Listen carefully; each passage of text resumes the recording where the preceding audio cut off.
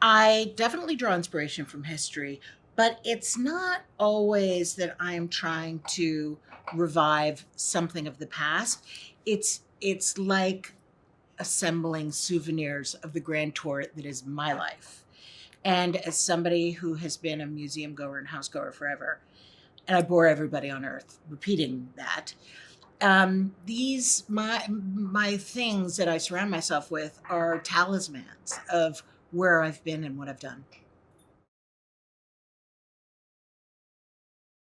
If you look at many beautiful historic houses, there's messaging everywhere. And it can be about certain dyes that were used for the fabrics. It could be the suggestion of strength that, say, a bank wants to convey, that it needs to convey to get customers. There's so much messaging, and these historic houses, I think, are all the more beautiful because they, intentional has become a really big word of late, and it's not a new idea. Historic houses have been intentional all along, trying to convey something to those who will listen.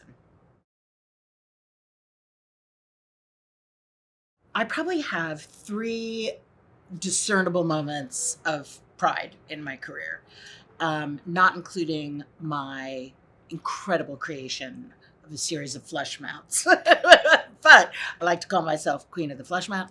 But those three things are, and they weren't necessarily, I didn't necessarily feel pride in the moment.